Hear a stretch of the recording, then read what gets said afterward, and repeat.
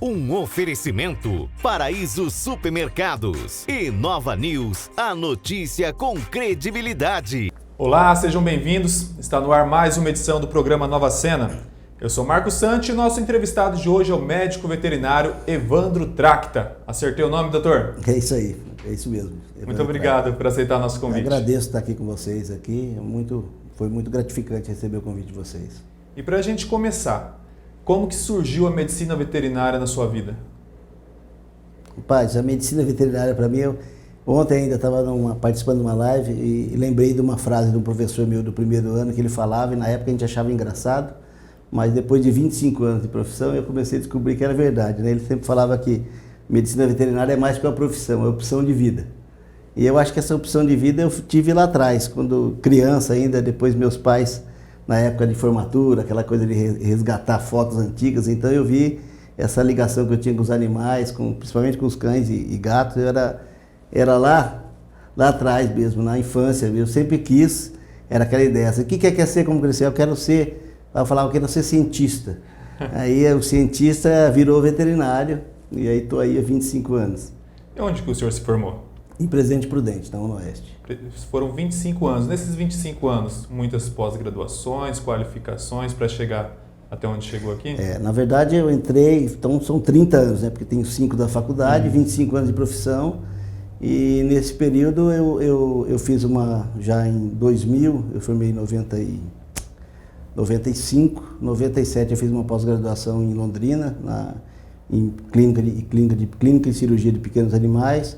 Depois fui para a Escola Paulista de Medicina, na área humana eu montei modelos para cirurgias, quando estava iniciando aqui no Brasil as cirurgias videolaparoscopia em humanos, então a gente criava modelos em animais. Legal. Então eu fiz uma pós-graduação lá em cirurgia experimental e didática e pedagogia, e em seguida depois eu fiz residência também na República Tcheca em 97, e depois fiz o doutorado de 2003 a 2007, e vários cursos de atualização. Hoje eu sou pós-graduando em oftalmologia, estou estudando, sou estudante também, então até é bom que tem carteirinha para ganhar meia, né?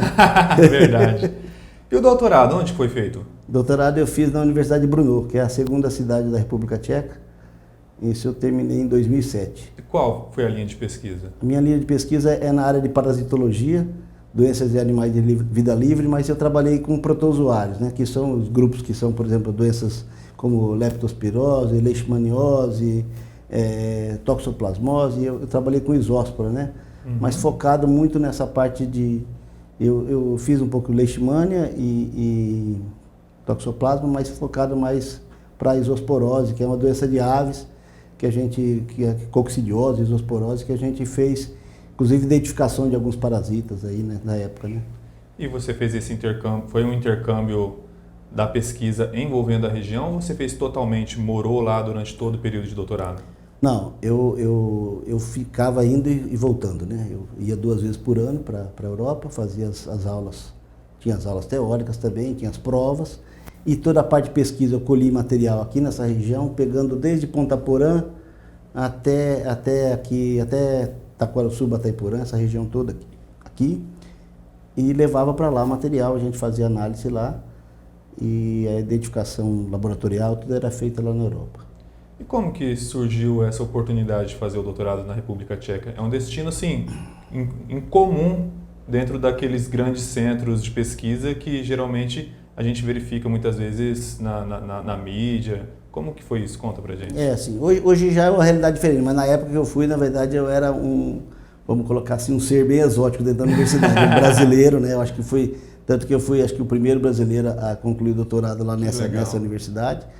E eu fui para lá porque eu tinha feito residência em 97 lá. Lá a faculdade é dividida em duas, uma área de higiene e inspeção e outra área de medicina veterinária clínica e cirúrgica, né? Então, em 97 eu fiquei lá quase 10 meses. Eu já tinha clínica aqui em Nova Andradina, mas consegui passar nessa residência e fui para lá praticar um pouco a parte de cirurgia, principalmente. E quando voltei uma visita em 2003, tinha as provas e fui convidado a prestei a prova uma semana antes de voltar para o Brasil. E quando eu cheguei aqui, depois de 15 dias, recebi a notícia que eu tinha passado. Então aí tive que preparar a documentação para voltar para lá, Bacana. 2 meses depois, para concluir a matrícula e todas essas coisas, né? Dentro dessa experiência, você observou alguma diferença muito drástica entre a medicina veterinária brasileira e a tcheca? Como que você poderia elencar isso para a gente? Na verdade, foi 2 períodos. Se eu pegar o período 97, quando eu fiz a residência lá, o país tinha recém saído, não, era um país que ficou quase 40 anos no regime comunista, então a gente estava assim quase que igual. A medicina veterinária hoje lá tem um diferencial muito grande voltado para a especialidade, né? Então o poder de diagnóstico, de equipamento, de ir a fundo no diagnóstico da doença é muito maior do que aqui nós. Hoje, atualmente, os grandes centros fazem isso, mas naquela época eu senti um choque muito grande. A gente tinha dificuldade, né, para fazer um exame laboratorial, um exame de imagem, e isso já era uma rotina lá na República Tcheca, por exemplo, como na Alemanha, na Holanda, que era muito desenvolvida na época. Eu cheguei a fazer um curso na Holanda também na época, né? Legal. E você comentou que quando passou no doutorado já tinha clínica em Nova Andradina. Quando você terminou a graduação, você já empreendeu nesse ramo da medicina veterinária? Como foi sua experiência assim que terminou? Isso aí foi engraçado. Na verdade, eu não tinha, quando eu terminei, eu sou de Batayporã, nasci, fui criado em Batayporã. Quando voltei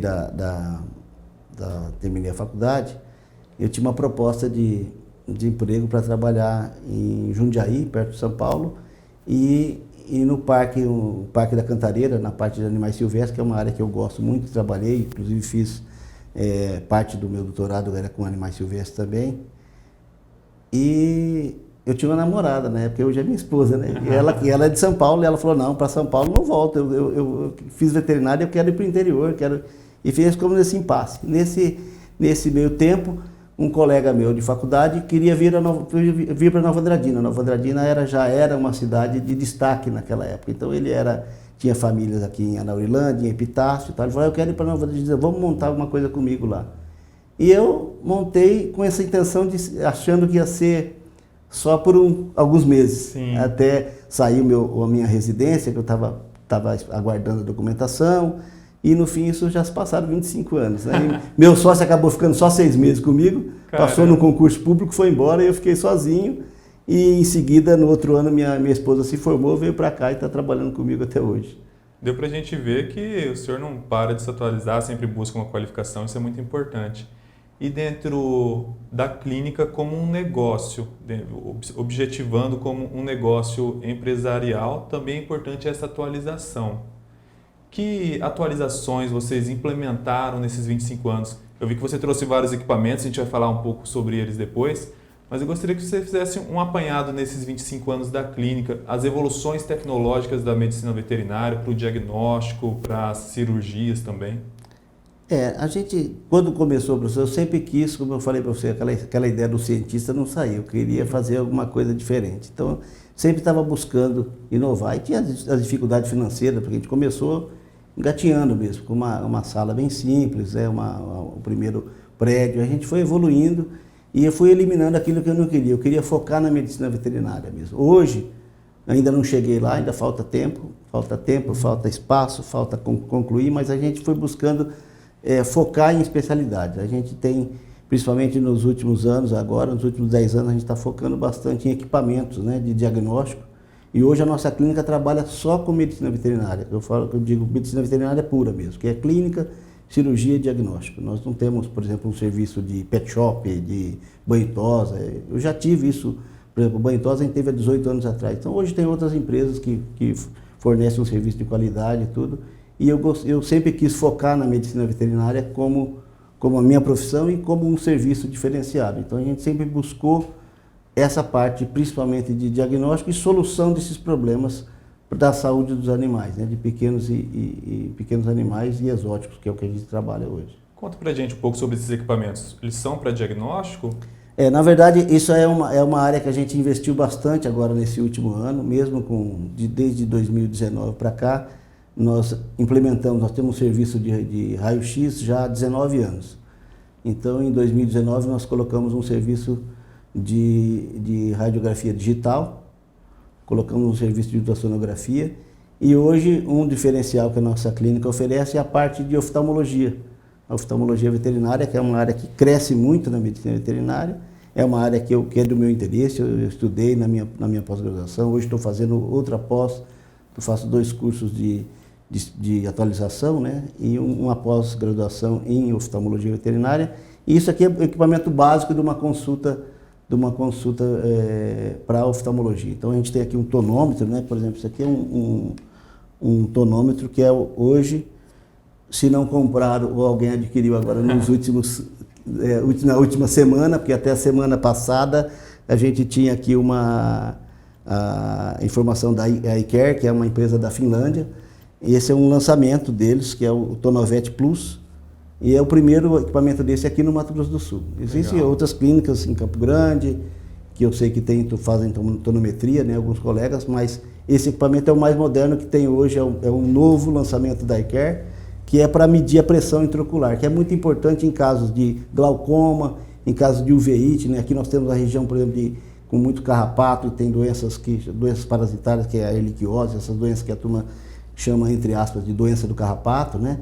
Ela causa muitas vezes problemas oftálmicos que, se não diagnosticado a tempo, vai levar no futuro até a perda da visão, o animal acaba ficando cego. Então, um diagnóstico simples, que não precisa de anestesia, nada, só que é equipamento de alta tecnologia, uma coisa nova que a gente tem para oferecer, né? Para isso. O dono de um pet, por exemplo, pode verificar, está na hora de fazer um exame na parte oftalmológica, perdão. Porque quando o pet passa por algum trauma, alguma lesão é mais fácil identificar, mas na visão, muitas vezes o pet pode estar sofrendo e tem algum meio que o proprietário, o tutor, pode verificar isso para levar para uma clínica? Na verdade, assim, a gente vai falar o que seria vamos imaginar o ideal.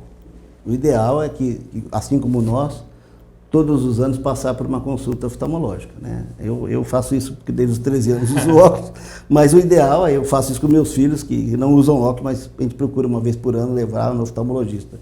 O pet deveria fazer isso, assim como a odontologia, a parte bucal. Deveria passar por uma avaliação odontológica e oftalmológica pelo menos uma vez por ano. Mas o sintoma comum que a gente tem, coceira, né? Muitas vezes o animal começa a passar patinha, coçar, olhos vermelhos, ou olho muito aumentado. O animal tem problema de essas raças pequenas, né? Os Lhasa, Shih Tzu, esses cachorrinhos assim de colo, que a gente chama esse cachorrinho pequeno, ou as bracocefálicas, que tem o focinho curtinho, eles têm mais problemas, que podem ter pelos dentro dos olhos, tudo. Sempre está irritado. Então isso aí muitas vezes passa a um colírio, mas se não tiver, por exemplo, esse equipamento que a gente trouxe aqui, isso aqui é uma lâmpada de fenda.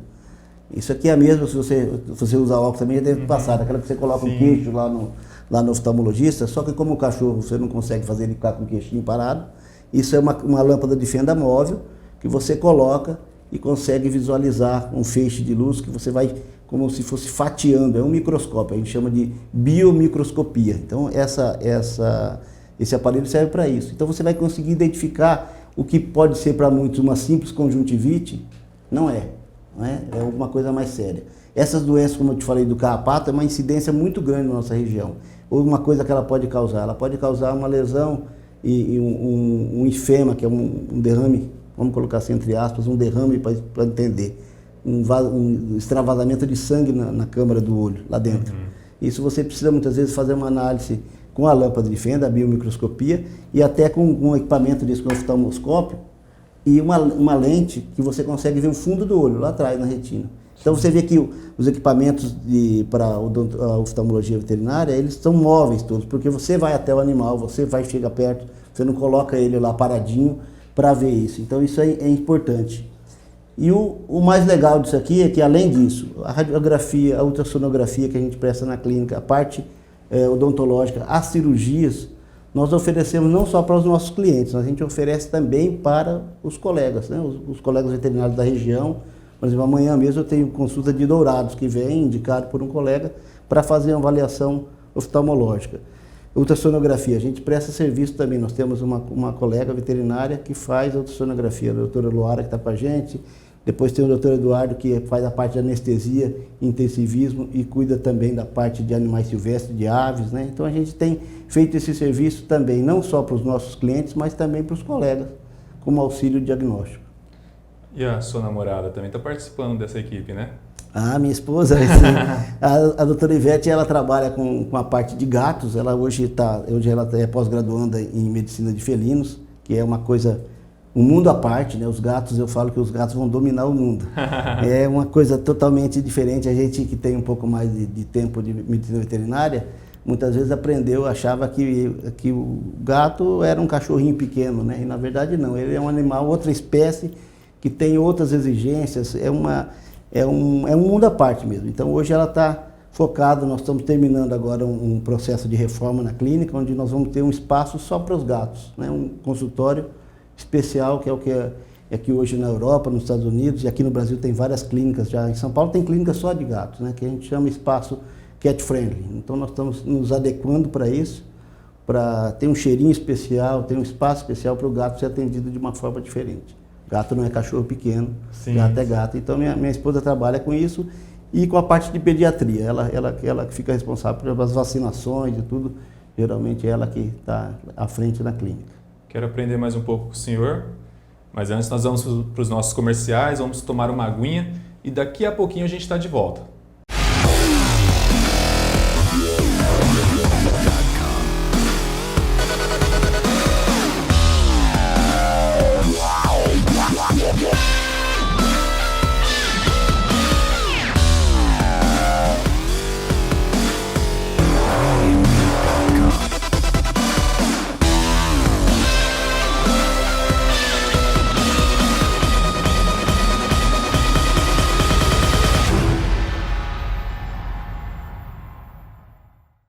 No Paraíso Supermercados tem oferta todo dia e muitas opções para você que quer presentear aquela pessoa especial, além de uma linha completa de pijamas, lingeries e moda fitness. Paraíso Supermercados. Acesse nossas redes sociais e fique por dentro.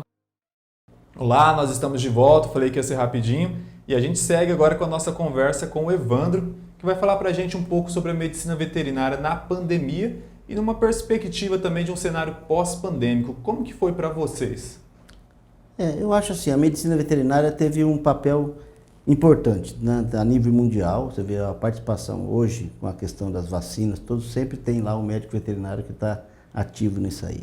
A própria Organização Mundial da Saúde também tem veterinários coordenando isso. Mas nas clínicas, eu acho que a gente não teve, na verdade, em alguns pontos teve até um aumento de trabalho, porque as pessoas começaram a ficar mais em casa, os valores começaram a ser, talvez, repensados, e o animal de estimação já há muito tempo vem ganhando um espaço diferente. E ele tem um papel importante na vida das famílias hoje. Ele é quase que um membro da família, para alguns até mais. Sim, sim. Não é? E aí essa pandemia serviu para isso, uma reflexão, tudo. Eu acho que a gente teve um desenvolvimento maior, principalmente na questão de conhecimento, a quantidade de cursos, de oportunidades de dividir conhecimento, de partilhar opiniões com os colegas, parece que ficou mais forte agora nesse período. Eu senti isso pessoalmente com a minha equipe, com colegas de fora, a gente conseguiu, parece que interagir mais, ao mesmo tempo que está um pouco ruim, a gente está distante, ao mesmo tempo parece que a gente está mais próximo, tem mais partilha. Eu enxergo isso. Sim. O senhor falou sobre interação. Eu soube que tem organizado algumas lives. Como que surgiu isso? Foi justamente essa questão, dessa coisa de se ficar preso, não sei, me deu uma... Eu sempre fui muito eu viajo muito, e aquilo foi uma... E aí foi até meu filho, falou, vou ter que fazer alguma coisa, o pessoal está fazendo, porque você não faz com seus amigos de... E aí comecei a convidar amigos de várias especialidades, amigos da época de pós-graduação, amigos até da época da graduação, amigos que eu fiz em cursos fora. Então eu trouxe especialistas na área de acupuntura, tem uma colega que foi minha professora também da pós-graduação, uma oncologista que já teve 2 lives comigo, inclusive agora no Outubro Rosa, a doutora Neide Tanaka, que é doutora e pós-doutora em oncologia veterinária pela Universidade de Tóquio. E a gente tem uma liberdade de amizade, então ela já teve comigo 2 vezes, uma live muito bacana. E aí surgiu a ideia, conversando com um colega que mora nos Estados Unidos, e começamos a fazer. Eu tenho uma amiga também que mora na Dinamarca. Vamos fazer criei uma coisa que chama Médicos Veterinários do Brasil e do Mundo. E aí eu tenho entrevistado um bate-papo, conhecendo legal. Um pouquinho a medicina veterinária em vários lugares. Já teve um colega na Inglaterra, um colega em Portugal, outro na Angola. Ontem eu estava com um colega na Patagônia, Argentina, né? Então está sendo uma experiência bacana. A gente tem feito todas as quintas-feiras a gente faz pelo Instagram da clínica essa interação. Então participam tutores, né, dos animais que são nossos clientes, muita gente de fora, colegas de várias partes do Brasil. Então está criando um grupo bacana. Fica o convite aí para vocês no Instagram da clínica, né? É Animal Clínica Vet, @Animal Clínica Vet, o Instagram nosso. E a gente tem feito todas as quintas. Como a gente está pegando gente agora, muita gente de fora, então algumas vezes a gente muda. Normalmente às 19. Mas, por exemplo, eu tive que fazer na Inglaterra por causa do fuso horário, eu acabei tendo que fazer às 17. Outras vezes às 18, que eu fiz com o pessoal de Portugal. Então a gente tem que adequar um pouquinho para tentar conciliar, porque senão fica muito tarde, dependendo do lugar que a gente vai ter o colega participando, né? E para a clínica, quais que são os projetos para o futuro? O projeto da nossa clínica é justamente essa parte de focar em diagnóstico, em cirurgia de média e alta complexidade, né, que seriam as cirurgias ortopédicas que nós já estamos fazendo. Nós fizemos agora, recentemente, uma cirurgia ortopédica que chama-se TPLO, que é uma angulação que é feita uma peça especial, como se fosse uma placa, e foi a primeira feita no interior do estado, quer dizer, a primeira tirando Dourados e Campo Grande, foi até onde a gente tem conhecimento, os ortopedistas que fazem isso aqui no estado que a gente conhece, e um colega de fora também que nos apoia aqui, dá o suporte. A gente fez a primeira aqui em Nova Andradina de TPLO. Estamos com uma previsão agora de fazer também a parte de coluna, né, coluna cervical, que é muito acidente automobilístico, alguma coisa que acontece com os animais, que aqui não existe. E no futuro, como a gente falou, a gente está apostando muito nessa parte de oftalmologia, que é uma área que eu gosto. A gente pretende também já compramos um microscópio cirúrgico, a gente consegue fazer hoje cirurgias com microinvasão, que você tem uma visão maior, e a gente pretende colocar um serviço no futuro para cirurgia de catarata também. A gente já faz algumas cirurgias oftálmicas, agora com a aquisição do microscópio favorece isso, e no futuro, assim que a pandemia deixar, a gente fazer mais um aperfeiçoamento, que aí tem que ser prático mesmo. Sim. Eu pretendo implantar um serviço dessas cirurgias oftálmicas maiores. O meu colega, como eu falei, o Dr. Eduardo Alda, que trabalha com a parte de anestesia, a gente tem aumentado bastante a qualidade do serviço de anestésico. Então a gente faz hoje basicamente todos os nossos procedimentos com cirurgias, tanto as eletivas como as de urgência, com anestesista, o animal é sempre entubado, tem oxigênio, bombas de infusão que injetam as medicações com regulado o tempo, a quantidade, tudo por forma eletrônica, né? Estamos adquirindo uma nova bomba agora, que é essa bomba para o centro cirúrgico, e pretendemos aí, se a gente conseguir até o final do ano, implantar uma sala que não chega a ser uma UTI, mas é uma sala de cuidados intensivos. Vai ser um box, né, como se fosse um canil, que tem temperatura controlada, quantidade de oxigênio e também umidade, né, digital. Então é uma sala pequena que a gente está transformando num box maior, um box grande, aí, mais ou menos de 1,5 m por 2, onde o animal, no caso de uma emergência maior, ele pode ficar lá controlado, né? Sim. A gente sempre faz isso, a equipe, como eu falei, a gente sempre tem um médico veterinário que fica lá. O animal está internado, sempre tem um médico veterinário. A gente tem esse trabalho. Hoje, nossa equipe basicamente é feita só de médicos veterinários. A gente tem uma atendente, que é a Kalina, que está lá com a gente já há bastante tempo. Mas a parte de atendimento dos animais a gente faz só com médico veterinário mesmo. Você disse que quando criança sonhava ser cientista, e na parte da medicina veterinária já é possível, né? Por conta de toda a pesquisa, das pós-graduações, doutorado. Mas eu sei que tem uma outra parte do Evandro que atua diretamente na ciência por meio de um outro empreendimento, né? Vamos falar um pouco sobre ele? A Brasil CZ. A Brasil CZ está com a gente há 10 anos. Eu entrei lá, a gente, na verdade, nasceu junto. Eu tenho um sócio, o Antônio Fernando, que a gente começou a Brasil CZ para trabalhar com equipamento para veterinário inicialmente. A gente desenvolveu um coletor de sangue, o CREV, que é um coletor com memória de plástico, e também os colchões a vácuo para cirurgias oftalmológicas, cirurgia de coluna, cirurgias normais, maca de transporte. E com isso a gente pegou uma parceria com uma empresa da República Tcheca que trabalha com biossegurança. O que aconteceu? A parte veterinária ficou um pouco ofuscada, que a gente teve aquela questão do ebola há uns anos atrás, e agora com o Covid-19 também. E nossa empresa trabalha muito na área de biossegurança. O que a gente faz? A gente monta grande parte do material aqui, em parceria com as empresas europeias, e a gente faz hoje todo o sistema, não vou falar todo, mas grande parte, uma grande porcentagem do sistema, por exemplo, de biossegurança, de transporte de pacientes em macas de isolamento, aquela maca bolha que é chamada, saíram aqui de Nova Andradina, da nossa empresa, por exemplo, São Paulo, Paraná, Mato Grosso, Minas Gerais, aquele acidente que teve lá em Minas Gerais com a Vale, a gente ofereceu vários equipamentos na área de descontaminação, chuveiros, então a gente trabalha nessa área. E agora nós estamos retomando a parte veterinária também, nesse período da pandemia. Por isso que eu falei, a gente teve uma mudança de várias coisas. Você dá uma entrevista só para falar sobre isso. A história da Brasil CZ é bem interessante. O CZ é uma alusão à República Tcheca, porque nós temos, inicialmente, essa empresa, a gente começou com essa parceria. Hoje nós representamos, distribuímos e montamos equipamentos de 5 empresas tchecas. Né? Basicamente, a gente tem um carro-chefe, que é a Ego Slim, a Oritest e a VEC, são 3 empresas que trabalham nessa área de filtros. E depois tem empresas menores que a gente traz outros equipamentos também. Para quem não sabe, o Evandro também é cônsul da República Tcheca em Batayporã.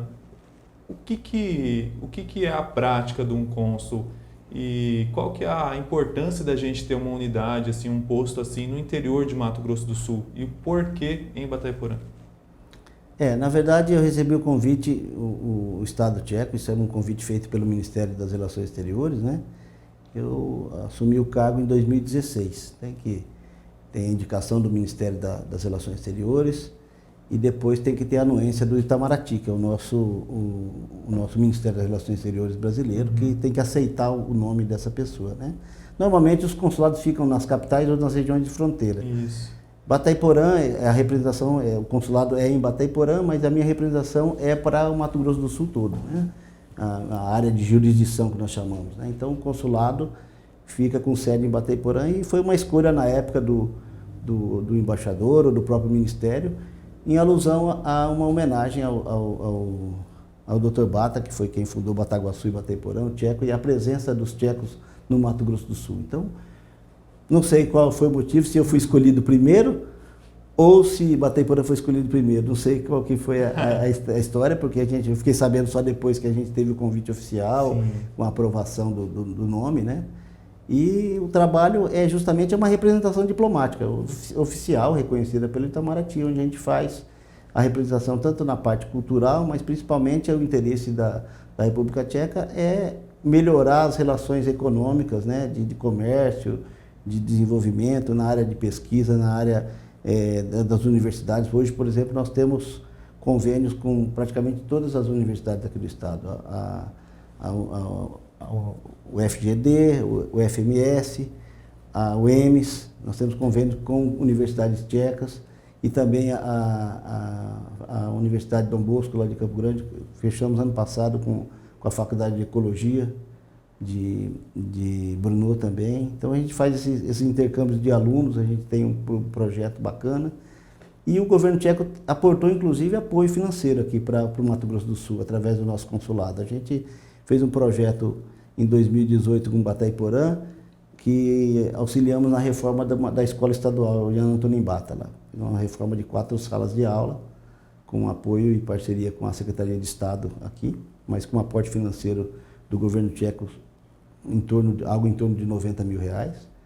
E agora nós estamos com um projeto que a pandemia atrasou um pouquinho, mas está sendo construído um centro cultural da nação terena, lá em Aquidauana. É um projeto que nós fizemos junto com os índios lá, o professor Paulo Baltazar, que é professor mestre da universidade, indígena também. E aí nós estamos montando lá o Instituto Terena, junto com o apoio do Ministério das Relações Exteriores tcheca e o Consulado Geral de São Paulo e o nosso consulado, um aporte financeiro de R$97 mil lá, que é um centro cultural para resgate e preservação da cultura indígena terena, que é uma coisa bacana. Então, sim, o consulado não serve simplesmente só para cuidar do caso de algum tcheco que esteja aqui perdido fazendo turismo e tem algum problema. Serve para isso também, né?